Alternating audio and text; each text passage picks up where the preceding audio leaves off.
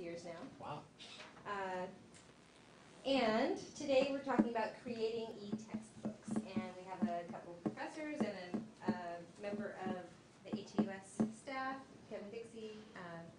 We have Kean from mathematics and Thor Hansen from Geology, all to share their experiences with creating eTextbooks. So before we get started, how many of you guys have seen the Al Gore ebook that was made a couple of years ago? So not too many of you. So I'm going to show this video of the ebook because I can't show you the ebook. So this is actually a TED Talk when it was really the new hot thing 2 years ago. And we'll just start out with that. For the past year and a half, my team at Pushpop Press and Charlie Melchers and Melcher Media have been working on creating the first feature-length interactive book. It's called Our Choice, and the author is Al Gore. It's the sequel to The Inconvenient Truth, and it explores all the solutions that will solve the climate crisis. The book starts like this. This is the cover. As the globe spins, we can see our location, and we can open the book and swipe through the chapters to browse the book. Or we can scroll through the pages at the bottom. And if we want to zoom into a page, you can just open it up. And anything you see in the book, you can pick up with 2 fingers and lift off the page and open up. And if you want to go back and read the book again, you just fold it back up and put it back on the page. And so this works the same way. You pick it up and pop it open. I consider myself among the majority. I look at windmills and feel they're beautiful. And so throughout the whole book, Al Gore will walk you through and explain the photos. This photo you can even see on an interactive map. Zoom into it and see where it was taken. And throughout the book, there's over an hour of documentary footage and interactive animations. So you can open this one.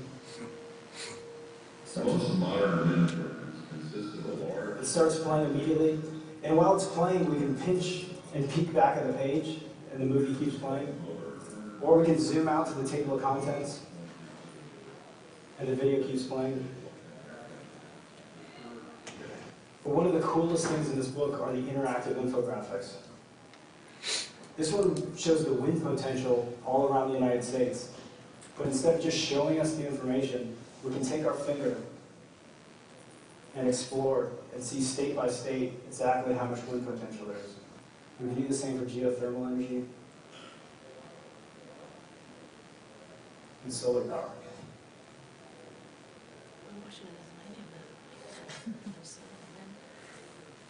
This is one of my favorites.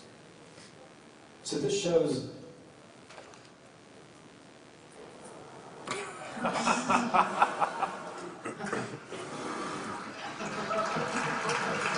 when the wind is blowing, any excess energy coming from the windmill is diverted into the battery.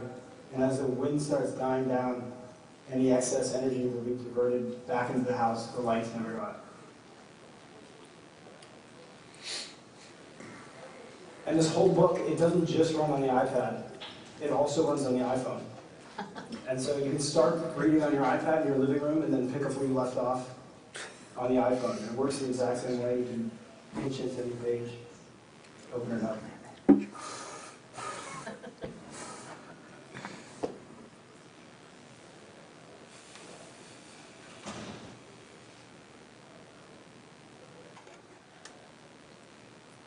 So that's Pushpop Press's first title, Al Gore's Our Choice.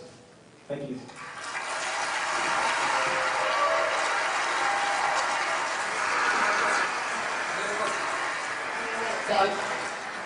That's spectacular. Do you want to be a publisher, a technology licensor? What is the business here? Is this something that other people can do?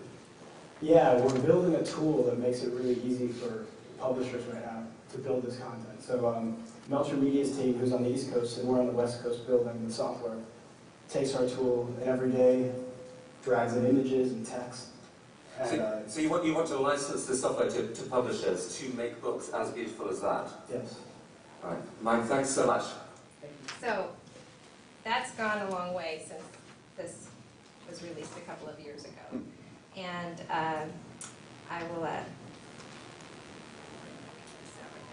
oh, it doesn't have to blank in this room.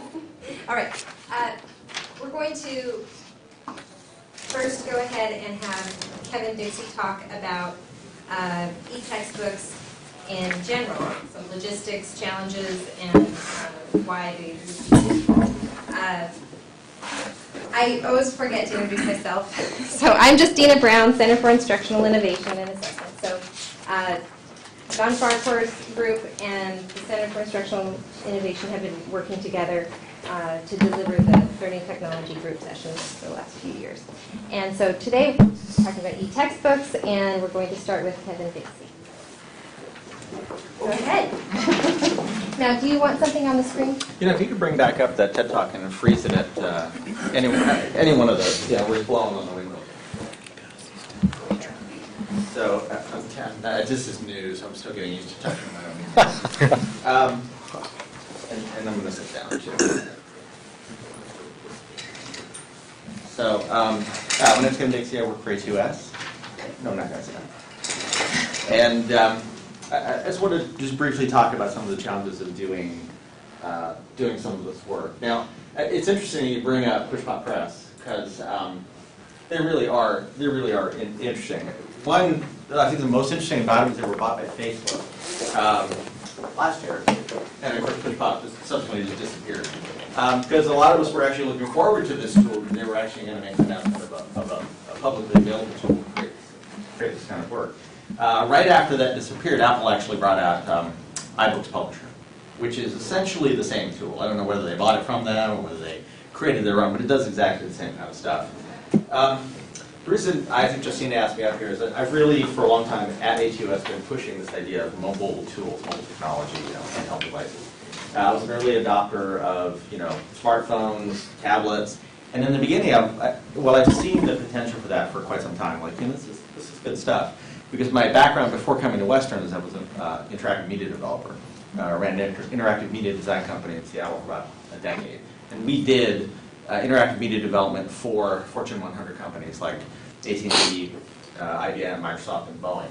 So we had a lot of experience doing, at that time we were doing kiosks. We were doing touchscreen kiosks, control devices, and we would do one-offs for an air show in France that would talk about the newest and latest, greatest tools. Like we did, for the 777 rolled out, we did these fly-throughs of the 777 where you could interactively touch on them because when Air France bought them, there was a big uproar in Paris because they were Boeing, they weren't Airbus. So they were pretty pissed off in Paris. So we created these kiosks to kind of reach out to the locals to try to convince them why the 777 was a good idea. And we had these mock-ups of the machine, of the jets, and it was all touchscreen. We could touch it, and it would bring up some special feature about that. It actually backfired on it because they wanted to talk about all the pieces that were made in France. And we discovered the only two pieces made in France were the tires of the smoking lounge. But the idea was sound. And we would talk about technology. You could do cutaways. We'd have videos. We did one of the first. We would do videos where people would walk through the text or walk through a model. We'd have a model with a green screen and have them pointing to stuff. So I've been working on this kind of stuff for quite some time. So, handheld devices really held a lot of potential. When I started to see them get delivered, I was really excited to see how they worked and whether they were powerful enough. And I think we've gotten to the point now where they really are. The devices we have now are much more powerful than any of the, high-powered laptops and computers I was using 15 years ago. So it's really pretty cool. So this specifically is of interest to me because after my career doing media and before ATUS, I went to Huxley and I studied, I got a master's in environmental education. And my big project there was to create something for a local group, helping teach about something sort of environmentally oriented. So I chose the Simpson Reserve over in Sudden Valley, if anybody's ever been there. It's a lovely little piece of very dark property. There's a lot of interesting stuff over there, but not too many people go. So I created an interactive walking tour using mobile devices, at that time using iPods and phones, where you could walk through the whole area, and you had me walking through, saying, "Okay, stop. See this trunk? Turn around. It's right behind you." We had these little markers that you would go through, And you could walk and say, oh, I'm at marker 2, and you go to chapter 2, and say, okay, this tree was cut down 200 years ago. And I went through all this, and one of the things that was really powerful is there's lots of wildlife in the Stimson Reserve, and it's all about this big. They're all birds. They're up about, 45 feet in the trees, and nobody can see them. So I'd have friends I would take there, and it's a winter wren up there, and they'd be like, where? I can't see anything. And you'd have to say, listen to that, hear it. And of course, the winter wren song is this beautiful song, but you don't know what you're listening for. It's hard to pick out. Oh, that's a robin, or that's a barred owl. So we created these things where you would go through, and you could go just to animals. And you go to animals and say, oh, okay, barred owl, and then I go show a picture of the barred owl. Because when you go to a wild spot, nobody ever sees a barred owl. Like once, Tori, you're out in these wild spots a lot. I mean, how many times have you seen a barred owl? Just dead ones. Yeah, exactly. Hardly ever you see a live one. The one time you do, it's like this, oh my God, I saw a barred owl. For as many years as I've been in the backcountry, I've seen one hit by a car. So I would show the animal, I'd show some video of it, I'd get a photograph of it, I would license a photo, I would get some audio of it, and people could see it, and they could listen to it and go, oh, that's what it's like, that's what it's like. And then I would try to bring it to them in a way that was interesting, like it's about as big as your sofa, and it's gray. And it's really mad at you when it's got chicks and it's going to attack you, things like that. So using mobile device was fun because I could get it in people's hands and they could go out walking in this place and their experience of it was very different. Which really brought me around to this idea. How does one extend into this idea of the book? And I'm an avid reader and I love books, but the reality is what we have on here, what we have on these devices aren't books in the traditional sense. I mean, I think we use that term book, but I think we get lost in it sometimes too. It's really interactive media. It's sort of a different way of approaching this. If you want to call it a book, that's fine, but it's not, to me a book is literally a book. It's paper, it feels good in the hand, it smells a certain way. But I think these are valuable tools as well. There's different ways of consuming information. So to bring it around, when this came out, I was really interested to see this technology. I got approached by the Luck and Land Trust to extend what I had done for them with this walking tour. So I started creating one of these, using the video, cutting it up, and then using material, using maps and stuff, and that's what I'm currently working on now, is using that same tool to create an ebook, if you will. All right. Now, the one I'm creating is using Apple's tool, so it's viewable on their devices. But that's essentially what it is. You pick it up, it's got video, it's got libraries, it's got interactive, you can read about stuff, you can be sitting on your couch doing it. If you got your phone, you can take it out with you, you can go to a certain spot. So it has a lot of interactivity and a lot of, I think, engagement to people, which is what I find really interesting about these tools. I don't find them to be a replacement of books, but they're sort of they're a whole new form of media. And I think that they deserve, people to sort of look at them and see, well, how's this valuable? How does this work? One of the comments I hear a lot from the technologist point of view is, it only works on Apple devices. Well, yeah, that's true, but there's like 100 zillion of those devices out there. I think as you see a greater proliferation of devices, you'll see things available for more different types of platforms. I have no doubt about that at all. Market drives availability. But I do find this stuff really fascinating. And this trick right here, essentially the blowing on it and having the microphone register that and turn the windmill. It's a trick. I mean, we were using stuff like this 15 years ago in some of our stuff, but it's really highly effective. There's a certain element of theater to interactive that I think can be very, very powerful. And when I use stuff like this in class, I find that it can be very engaging to people. When I use the walking tour, one of the things I found is I would get people actually go out to the Simpson and then call me and say, I used your walking tour, it was great. I'm like, really, why? Because I didn't know that the little newt was so poisonous, it could kill 1,000 people, or I didn't know that owl was that big, or that robins get drunk on juniper berries. I mean, you can get them, you can engage them in ways, and I had people say, I live right by the Simpson River, and I never went over there because it looked like I was getting murdered when I went in there. And now I know it's really fun. So I think that they have some big advantage. I'm out of words. Do you have any questions? Really? None? Is your app still available? My walking tour is still available. They've been changing their website. You can email me, I can send you a link to it. Because I have it up at another place too. It's called My Field Guide. I'm creating that one. I have more of them around Bellingham. I found this really cool, like this little teeny trail in the middle of nowhere. In the middle of the trail, like about a mile out, there's a bench that somebody's like hand painted. So I strapped on a little helmet and went out there, one of those little helmet cams, just to let people explore the bench. Because the idea is I want to bring people not bring people to Bellingham necessarily. When people are here, they want to know where to go. Well, I can take them places. And I'm a firm believer that if I show you, I show you mine, you show me yours kind of thing. If I show you where I live and what it's like, you can then have a connection to it. And it's this overarching idea that, to me, like the North Cascades is part of Whatcom County. A lot of people don't even realize that. When it comes down for people to vote about whether we protect that, I want them to have a certain feeling of, that's in my neighborhood, that's in my circle. So yeah, I can send you a link to it. It's just send me a thing. I'm not done with the book part, with the interactive book. I'm still working on that. So what tools do you use? I use iBooks Publisher. This is simply because it was there, and it does this, and I really wanted to use it as an experiment. It's like, well, how do I make this work? So it can function a couple of different ways.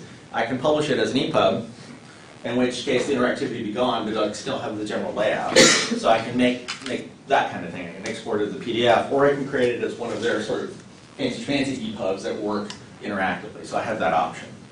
I also wrote a book. I used EPUB 2 to write a science fiction book. And the EPUB format is? EPUB is it's a standardized e-publishing format that you can take any kind of text that you create in a variety of spaces and then publish it to, let's say, Amazon or a system. Now, EPUB can be read by various readers, EPUB-capable readers. There's also a hook into Amazon has the ability to sell EPUB books. So if you want to go the self-publishing route, you can actually create your book and then submit it to them, and then they'll just publish it, and you give them a price, and they'll set you up the whole thing. That's pretty cool. I did a couple of books that way. For the more interactive book, what's the publishing method there? Well, when you're finished with it, you save it off and then you choose your different formats. You can choose EPUB. Their EPUB is different from other EPUBs. They've got a whole interactive layer on top of it, and you can choose either one. Or you can choose PDF, or you can use text. So you can export it in a variety of ways. Understand that each way will limit some of the interactivity or all of the interactivity. So once you're finished with it, it's an iBooks document, and then you export it like you would most software. It works that way. You create the working document, and then you send it out, and then it compiles the whole thing into one big package. And you don't have to distribute it through Apple. You could distribute it outside of... The way their license reads, I gotta remember, it's been a while since I looked at it, is if you're going to sell it, you have to sell it through their store. And their reasoning is, we gave you the tool free, so that's the rule. If you're going to give it away, they don't care. Okay, and then putting it through their store, I imagine they get a cut. They get a cut, yes. Now, they don't get any sort of rights. It's not, because I know there was a big fear the first time. They get, publisher rights, they don't care about any of that stuff. And it's not in the agreement anywhere. It's simply, if you're going to sell it using our tool, which we gave you for free, you sell it through our store. If you're going to give it away, you can do what you want with it. If you're going to do like a PDF or something like that, they don't care at all. I mean, they have no rights to it, no matter how you choose. Even if you sell it through them, they don't have any rights to it. So there's a bunch of resources on the back of the agenda. If you didn't get one, there's somewhere in the corner. But is it user-friendly, or does it take an expert like you? Oh, no, it's real. The actual app to create stuff? Yeah. It's easy. It's like easy. I wish I could say, oh yes, it takes my genius to run it. It doesn't. My 9-year-old could use it. I mean, it's really like, oh, that goes in that box. I want that to be interactive. I want that to flip that video. It's really simple. I could teach just about anybody to use it in maybe 15 minutes. You probably use all these other tools like iMovie and Photoshop probably to prepare the stills and the videos. The things you can prepare, so you can put videos in it. Okay. And video can come from anywhere. It just has to be in a format that it likes. I find that MPEG-4 works great. So yeah, but any way of producing a piece of video works. You can do audio clips, right? MP3s work great, but it'll still take ACC in a couple of different formats. Text, you can just copy and paste. You can put it in, or bring it in like from Word. If anybody's ever used Pages, Apple's sort of page layout program, it's like Pages on steroids. It works exactly the same way, even the same user interface. You can place graphics in there, JPEGs, TIFFs, PICs, that kind of thing. You have got a couple other options. You can import, you can connect like a Flash interactive thing, interactive map or something like that. And then you have, and I haven't played with this, some real minor ability to do an assessment sort of stuff, like a quiz, which is one of the things I'm finding interesting about it. It's like I can have them go through it and say, oh, okay, what have we learned at this point? That's a good segue. Yeah. Actually, I have one more question. Okay. Yeah. Marie Rainey, University Webmaster, so you can tell my slant here. I think HTML5 and CSS3 are really close to being able to do this kind of thing, and then of course it would be open source everywhere, everybody could do it. Do you know of anybody, I mean, it looks like Weavers of Dreams says they do it, but their site looks really sort of horrid. But is there anybody else that you've heard of that's doing that kind of thing yet? An HTML5 tool? To create books using HTML5? No, Adobe is trying to make a transition to HTML5 from Flash, because they can see the handwriting on the wall. The Right. Flash is just not what it once was. And they're supposedly trying to cobble together a replacement for Flash, but that's HTML5. And I think the new Flash does some HTML5 stuff. I would think if anybody is going to deliver something like that, they're probably a leading candidate, but so far nobody's doing it. And I think part of it is that Flash has to be completely dead before they do it. Now you're getting to that point. We just got a Canvas, actually, just a notification that Kaltura is now moving over to HTML5 in large part. I think when we see some of the big Flash users sort of drop off, and when HTML5 is clearly the dominant way of delivering this stuff, then I think you're going to see more of these tools come up.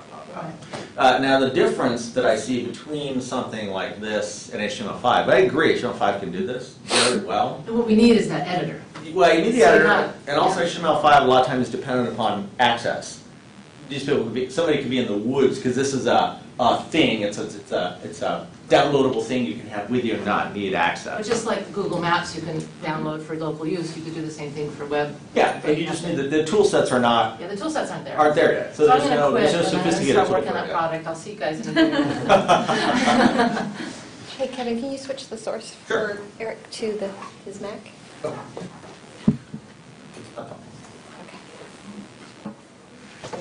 Thanks. Thank you. So my name is Eric Kean. I teach actually in the math department, and I also teach viola here in the music department.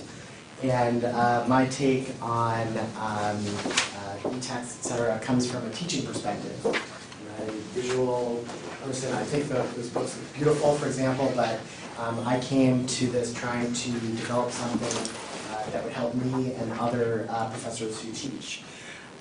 So basically a couple of years ago, I created my own interactive online algebra book. And again, as someone who teaches, I wanted to have something that had interactivity on each page for my students, but I also wanted to have an assessment system completely integrated with the text. Last May, I realized that I could take my concept and develop it into a platform so that any professor from any discipline could create their interactive text as well. And so came this concept of this morning@Thor.com. So in creating the system, I had a couple of philosophical things which were important to me. I think that the publishing company paradigm as it stands is pretty dead, and it's very backward thinking. I wanted anybody who used the system to have complete ownership of their material, unlike traditional publishers, complete control of content. The goal of a professor writing a text with the system is to create the best text for their class. Their goal isn't, let's mass market this thing so that it works for everybody. Other professors can use it, but again, the professors, as I did, are trying to create something that will work for their students. There's a fair compensation model for professor authors who use the system. And in the publishing paradigm, professor authors receive about 5 to 8%. And the way this works is the book is free and online for students to use. It's out there. Three professors at Western have done this already. Their texts are online. And then there's an assessment system component, and professors have the choice of charging between $15 and $30. So the first $15 is for use of the system, and then the professor author can either charge the minimum $15 or up to $30, at which point it would be 50-50 type split. There's also a peer review mechanism in place. I think it's important for professor authors who are looking for outside review, either for professional reasons or just to get an outside perspective. The way that this works is the professor author will send me a bunch of emails with other professors from around the country. I'll contact them, and then they'll send anonymous reviews back, which the original professor can look at. So it's a great way for them to get additional feedback from their colleagues. The system that I created was also student-focused. It pains me when my students are paying $120 for a textbook, $180, or we're looking at a new statistics book that costs $200. Again, the maximum that any student will pay using the system is $30, and they have access to the book forever. It's free, it's online, wherever they go. Again, the texts are written specifically with professor students in mind, as opposed to trying to mass market something. Just like any other course management system, there's a automatic assessment feedback, and I'll show you that in a couple of minutes. Students can personalize their texts. They can type stuff on a given page. It gets saved to their particular copy of the book, which students can find helpful if they want to maybe remember something or think of a question and ask the professor. And there's a tool to convert their text into a PDF, which can be downloaded by students. So those are kind of the big picture concepts surrounding the system. And the way it works is professor authors can just sign up at the site if they want to, create their text, and add the assessment questions. I just wanted to show you that process. So this is one author who, from Western, who has allowed me to go into her text and mess around with it.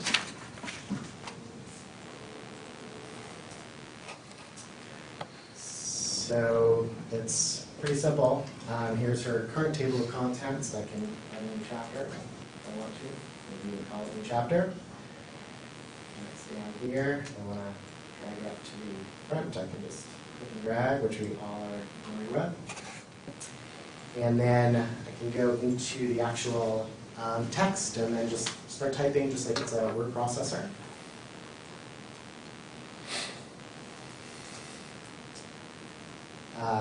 Adding pictures, let me just show you an example of that.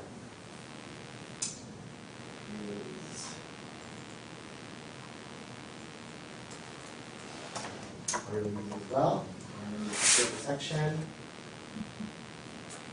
And then that's now in this author's text. So it's that simple to add the text. Again, it's online. It's not something you create, put away, and then you can change it anytime you want. And actually, the professor authors who from Western who have used the system, I get to see what files are updated every night as part of my backup, and they're adding stuff all the time. They're changing things in their text, figuring out what worked for their students, what didn't work for their students, things they wanted to add. So other easy things that can be added here, you can put in basic links. Again, using that same interface, images I just showed you. Video from YouTube, either as a separate window or directly embedded in your text. Bubbles, which are super helpful for foreign languages and sciences when they want definitions. You can have quiz-type questions directly in the text.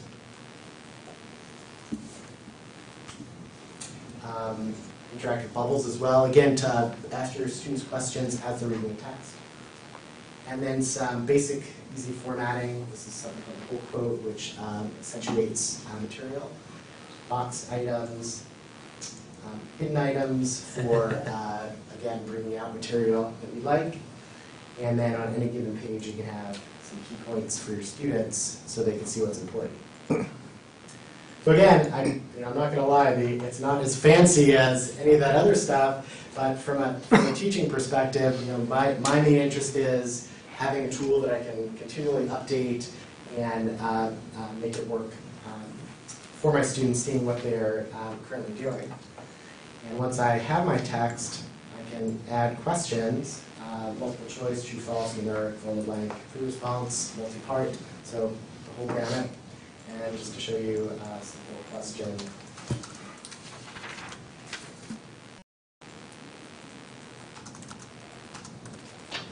Perfect professorial answer. And once you add it to the system, students have access to it. I got it wrong, this is Spanish, we'll try again. Spanish text, and I get to see the explanation. How is that done in the background? What are you using to do that correction and assessment? What programming languages? I'm sorry? Yeah, programming, yeah. Well, there's PHP in there, jQuery, Okay. JavaScript, JavaScript, MySQL. Okay, thanks. And so once you have the questions in the system, say think student from the professor's class, the real password,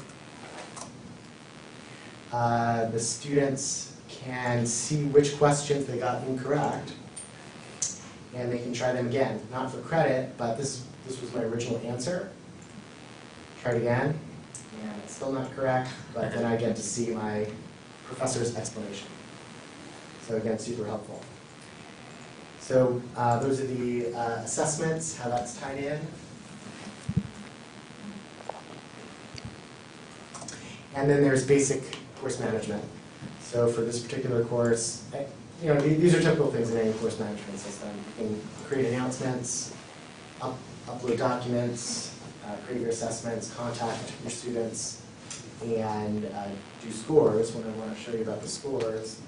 Another helpful tool, again from a teaching perspective, is well, first off, I changed the last names here. So. For a given student, you can see exactly what they got incorrect. So if they come to office hours, you can help them in that way. And another useful tool are class level statistics, which enables you to see we all, like I'm a stats guy, everybody can say about the mean, median, and mode, but I think this tool is actually more valuable, which tells me which questions my students actually got wrong. So 38% got this one wrong, 38%, 33%. And again, I can then go back, add additional text, or add additional questions, and put it on the next assessment to help them out. So that's the basic concept there. Eric, I have a couple of questions. So, can other professors at other universities access the textbook and use it? Great question. So yes, the way it's set up, again, this is, as far as I'm concerned, I feel like the platform is more like eBay, and you're putting something on eBay. It's completely your thing. So the way it works is instructors have a registration form to get access to the system. You get an email, and then you make sure they're actually an instructor or a professor. You say, yes, you get permission. Then they have complete access to all of the questions that you've created, all of the documents that you've uploaded to help them in their course, but then they can add more questions to the system, and they can upload their own documents. So then, is it wise, for instance, the text that you create, do you have to get a copyright on it? Well, actually, the text itself has something called the text portion, again, is free and online. It has a Creative Commons license, and that actually means that the license on it is like a research paper. Other professors can use anything from your free portion, but they can't sell it, and they have to acknowledge that, oh, I got this from this other person. The assessment system, so this is where you've now developed all of these questions, you've uploaded extra worksheets, et cetera, that's behind closed doors, and that's the thing that if another instructor uses it, their students would then pay through the system, and then would come back to the professor author. Does that make sense? Yeah. As far as how Western fits in, there have been 3 texts created since September with very positive reviews from the students in terms of they love the price. And several students have commented that they can tell that this text was written with them in mind. But we all know this. We've got these 800-page texts.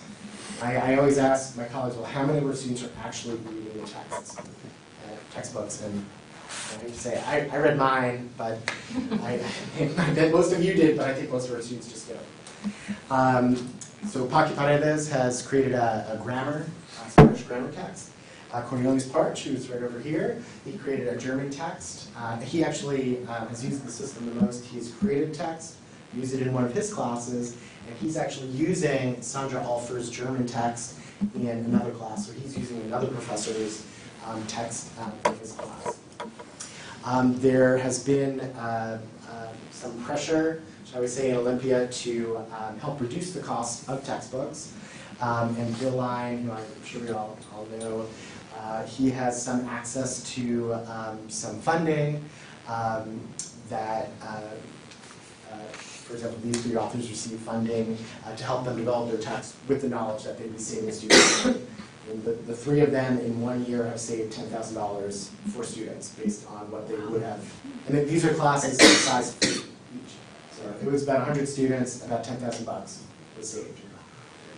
And if anybody here thinks this is even remotely interested, you can always contact me through the website, or you can always just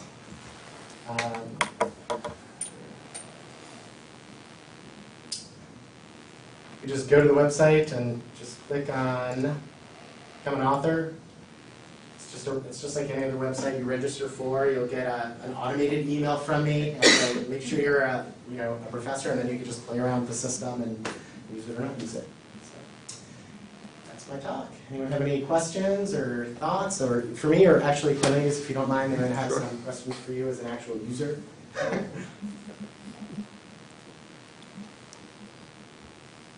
Love it. Yeah, it's great. Thanks. No questions? How do you have time to do all this? I'm looking very early for a very long time. Very early. And I have to say, I was talking to Steve about this. Like my first, I have to be honest. The toughest thing for me was when I first started the algebra book 2 years ago. I actually didn't have any programming skills, so I had to learn.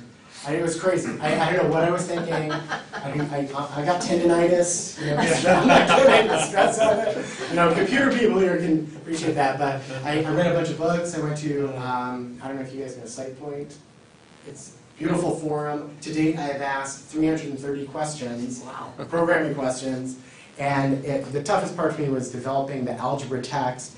I was fortunate in terms of I just made some lucky moves ahead of time so that the jump from the single text into a platform actually was not too bad at all. It was maybe 3 months of work to get kind of a skeletal thing that actually was up and running for other professors. Of course, as Cornelius knows, over the year I've been fixing bugs, and we all know how this goes. But there haven't been any bugs in 2 weeks. Any other questions? Or all right, well, thanks for listening. Okay, and then we have Thor Hansen. Oh yeah, I have your source. Hi everybody, I'm Thor Hansen. I'm in the Geology department. I teach a dinosaurs course. There's 125 people in it, and every time it's taught, it's usually taught twice a year. And I haven't used I used to use textbooks, but I stopped because they always, spend too much time talking about things I didn't talk about. So I just spend most of my time telling what pages to read, what pages not to read, or worry about. And so I just stopped using a textbook for a number of years and just had notes online. And I was contacted one day by a representative from Red River Technologies, who was an online text creator. It's a subsidiary of Kendall Hunt. They said, we heard you do this course. Do you want to do a textbook with us? And I talked to them for a while, and I'd actually thought about doing a textbook myself, a regular textbook, but it just didn't seem to fit the way I taught the course, because I teach the course lots of images, and use PowerPoint, lots of images, videos in class, sort of interactive stuff. I just didn't see the point of making a book. And then, so I talked to them and thought that maybe we could make a book that fit the class better, not just in content, but also in my style. And so, I wonder if we could actually, what I'd like to do, let me log in as a student. Wait a second. I have my administrator log in. I have to log in. I'm going to log in as a test student here, just so we can see what it looks like to a student. Just give me a second here. I would characterize myself as, kind of average in terms of technology comfort. Maybe B minus, B. So I'm not. Okay. So So anyway, well, my experience with them has been really positive. Basically, my job was to make text, provide them with images, because they have to be all original images or usable images. I have a lot of images. I have a lot of dinosaur skeletons and stuff like that. They have a relationship with Shutterstock, so there's a lot of images I get from them, which are not copyrighted or well, used by whatever, but I had to provide a lot of my own images, which I took from photos from museums, and I also hired a local artist who's a scientific illustrator to make images, and they paid for that. The company did. And then I would come up with some interactive idea. I'd say, well, I like the book to do this with the student or have this thing happen. And I would just sort of describe what I sort of thought should happen, and they would make it happen, basically. So I didn't have to do any creating of programming or anything like that. So first of all, let's just quick. It's a very simple one. I don't do a whole lot of online interactive stuff. My goal with this book, and actually with my classes in general, is to be able to set them up so that I can do them and kind of interact with the students in the classroom. But I don't do a lot of stuff outside of the classroom because I just don't have time for that. Introduction, give you a feel. So there's just text, and then throughout the book there are these symbols that indicate different things. So this indicates a link to information online, say some article that's related to what I'm talking about in the text. This indicates a link to a video clip from YouTube or whatever, but usually you can find pretty much anything on YouTube. This is a link to an outside article. Actually, this would be a website or audio. This is an outside article. And this represents a link to an article that's long enough that they can do an extra credit report on. So they have extra credit opportunity. They read a technical report that I deem worthy. It's not just some trash. They can submit an abstract of it and get extra credit. And so whenever they see the pot of gold, that means click on that. Do a thing on that. And this is one of the art pieces that was commissioned actually by this local artist who is truly a starving artist, unfortunately. So as an example, what the book is like, here's the thing on skeletons, there's objectives. Now I had a choice initially of how I want the whole thing to look. Do I want some kind of sort of thing where there's lots of directions they can go. In other words, they go in and they can go off this way, go off that way, get all these pop-ups and stuff. Or do I just want it to be kind of linear? And I decided I like it linear. I like museums, for instance, where I walk in and it's just a single hall and I go down and I end up back where I started, and I had to choose which hall I was going to go down there and figure out which ones I missed and which one I didn't. I just didn't like that. So it's just pretty linear. There's eText. And so, images I provided, just text, they put all that together. So here I'm going with something, and I talk about a fish skeleton. I talk about what a fish skeleton is like. And I say, list 2 ways you might change a fish skeleton to make a skeletal suit if we're walking on land. So I want them to think about what would you need to do to the skeleton to make it a land animal. You have legs, you have to do this, do that. So you have to actually think for a while about this. And they're supposed to put this in there and then submit the form. And they submit it, and actually, in these forms, for this particular one, they could put anything. They could put, I like beer. It wouldn't matter. It's just, it's designed as a speed bump to kind of make them stop and think a little bit. When they submit it, and the reason I do that is I don't want to have to read all these things and rate them or come up with, it's difficult to come up with, when it's just sort of this, you know this stuff, you're all geeks. I mean, you're just going to have a blank verse kind of form like that, you can't, it's really hard to have it automatically assess it. So anyway, they submit it, and then what they'll get is a new page, and they'll see sort of an answer to it. So then they get this image, which then they scroll over it and says, well, you want a smaller head relative body size, you want arched spine to resist gravity, strong ribs forming a basket to hold organs, strong legs, solidly attached spine. So you get kind of go through and you get the answers, basically. All that stuff. So it kind of goes on like that, talking about things, and every once in a while there'll be, a speed bump where you say, okay, we just talked about all the parts of the skeleton, human skeleton. Now here's a cat. And the idea here is that basically any land vertebrate has the same bones as a human does. We're all evolved from the same body plan. So we all have a femur, we all have a tibia, we all have a fibula. So they can look at this and then compare it to the cat and decide what these bones are. And so they go, bone 1 is what? And you choose. And these actually do count. Okay? So you go through and you choose and you put all that stuff in there. Then you submit it, and then you get the answer. You pop up. So the students like it. Works well. Here's just very femur. That's the tibia. Answer the question. Now you list 3 characteristics that change your speed. I'm not going to do that right now. Look at this thing. After you've done all that, you say, okay, which of these animals looks like it has the fastest skeleton? And you go, let's go ahead and do it. Let's say B is fastest, and I'm just putting in random things. C is next, A, and then D. Okay, submit. Then you get, the thing is you have to go to the top of the page and scroll all the way down again, which the students find irritating, but the developers say you can't do it. They can't do it. So you get this race, and here the cheetah's first, antelope second, the coyote's. Then I ask them to submit comments at the end. If they have any comments about the form at all, about what they just did, and they do that. Also, and those comments have been really good, really interesting. They point out typos, they say things they like, they say things they don't like, all that kind of stuff. Go back to skeletons. Then you can take the quiz.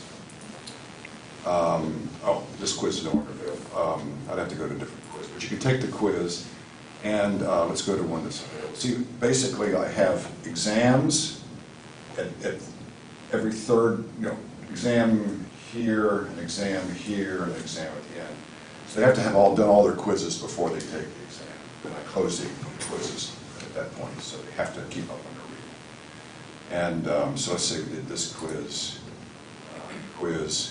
and you go to your assessment, begin assessment, and it's just multiple choice questions. You can put in, whatever, and the answers, and you go down and submit answers. Then you can go back to the submit. You can go back to the test, back to the text, and look for the answers. I'm not making these quizzes to be costly to them. The idea is that they're using the quiz to go back and look. So my goal is that they all get A's in the quizzes, basically. So you can go back to the text, look at the text, come back, finally submit complete assessment. Are you sure? Yes. And then it shows you what you got right, what you got wrong. So it's students are liking it. We're out of time too, but the students like it. I can go through on my administrator side of it, look and see how they're doing the quizzes, and look and see what their comments are, and all that kind of stuff. Yeah. So are students then paying for access to this? Yes, they pay $60. Okay. Do they have access to it after the class is over? No, they don't have access to the course. Is there any, they download materials to keep anything? They can print the whole thing out. Yeah. So there's a printable version, you can print it all out. That's one reason, I guess, is why you have to go back to the order the page after you do the answers, because you can print out all the pages with all the answers. Do you get any portion of that? 9%, which per book, which I can't take personally by the ethics rules, so it goes into a Western Foundation fund and it supports the course. And then, I had another question that went away. I wanted to know, can you edit anything Oh yeah, yourself? I go through and edit. So the students say, you got a typo here, and I'll just go in and change it. And so it's great they're doing a really nice proofreading job for me, because it's hard for me to read it anymore. I can add stuff anytime. I can, the technical support is really good, so I can just, other than changing text, I'll say, Billy Joe, email her and say, put in this thing, or we need to add some stuff, or whatever. And they do it really quickly. And this summer, I'll probably do kind of a bigger revision. We're actually commissioned this artist again to do a bunch of things and tell the publisher I want to, pay them $1,000 or $2,000 and, you know, and upgrade it. So it's been a real positive experience for me. I don't have to do any of the actual stuff other than come up with text and Thank you. answer. I've got a quick question. Will YouTubes that are on the site be, do they go away over time? Sometimes. So, and it's there. It's the students can contact web support also, right from the text, and just say, hey, this link is broken or this link doesn't work. And Greg River will contact me. I'll find another one to replace it. But anything that's on YouTube is legal. Right. And Tor, what would if you had selected a textbook that the students had to pay for, what would it cost? That is the textbooks you were looking for? It kind of depends, but generally speaking, the paleo textbooks aren't that expensive, so it would be actually comparable to this price.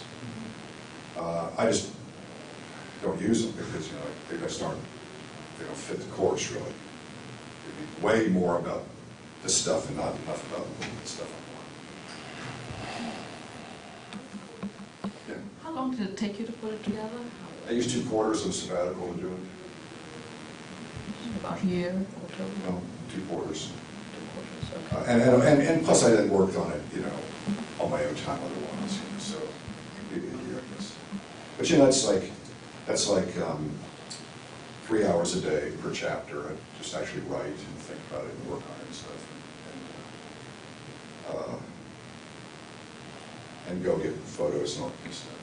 Kind of the big part from my perspective is getting images, because there's lots of, you don't see it here really, but there's lots of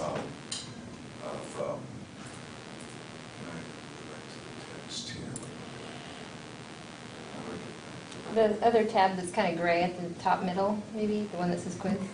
Oh, thank you. Topics, let's say, sauropods. You know, all these images of dinosaurs and things are from, I took in museums and things and specimens and stuff like that. Well, actually, you don't see too many here. But, so that's a big part of it, is getting all these images and getting the reconstructions, like, you know, things like this are drawn by my guy. This is from the American Museum, you know, that kind of thing. Because it just has to have lots of images. Yeah. Is the book being used at other universities? No, not yet. But is that part of the sure. plan? Pardon? Is that part of the plan? I like that, then I could actually keep the money from it. Certainly the Great River would like to do that. I don't know how actively they're pushing. It's very idiosyncratic. I mean, it's very much for my course. Do you have to do a lot of revision year by year so that, you know, people don't just get the answers and just go through and answer them the way they were last year or last I don't quarter? care if they get the answers and go through an answering course for me. I mean, they don't. Oh, you mean like just getting the answers to the quizzes from it? Yeah. Basically, no. But I haven't. The revisions so far have been just little stuff for text corrections and things. I've taught the same classes for some cases 20 years. I've used almost the same exams for the same amount for that time. Not entirely that time, but, you know, very similar exams, and I've never noticed any increase in grade average. In fact, they might decrease a little bit, you know. So I don't see any evidence of massive fraud. There might be a little bit of fraud somewhere around there, but I don't know, you know. We don't need frats, so Texas, the fraternities were kind of famous for that sort of thing. But, you know. Great, thank you. Thank you. Thank you. Any other general questions? I wanted to follow up the question I asked for the group. I'm a grad student in the continuing college education program, so I'm new to some of this. But I noticed the other day a software that lets you download YouTubes and create like various kinds of formats like M4V so that you can own a YouTube video. Wouldn't it behoove, I don't know if it's legal or not, but wouldn't it behoove, say, your own website that you might create, in either case, you find a YouTube that is just perfect, you don't worry about that it's going to go away, but that you then download it to that site so you have it. I would think it would need to be released as under a Creative Commons license to do that first. But isn't it, oh, I see, you'd have to, so YouTube Well, the owns that? creator of it would release it to, because when you upload a video to YouTube, you have a choice for license, and you can choose Creative Commons licensing. I see. It would allow people to use it, not change it maybe, but. And then even then, if someone has said open licensing, Creative Commons licensing, it's possible they could have actually restricted it so that, no, you have to use it at YouTube and that you cannot make a copy of it for your own purposes. It's possible that you have to investigate what type of licensing that they might have added to that video. Right, like when you search Flickr for photos, there's different kinds of licensing on the side there.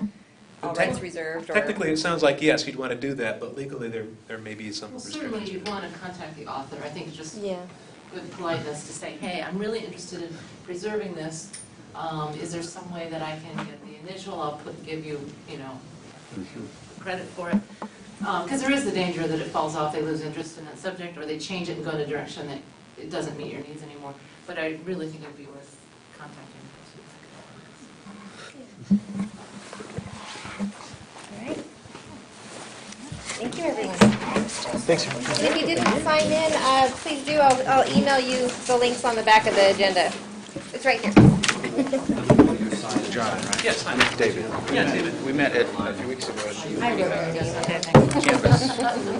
Yeah, you're a library employee. Yes. Right? Yeah.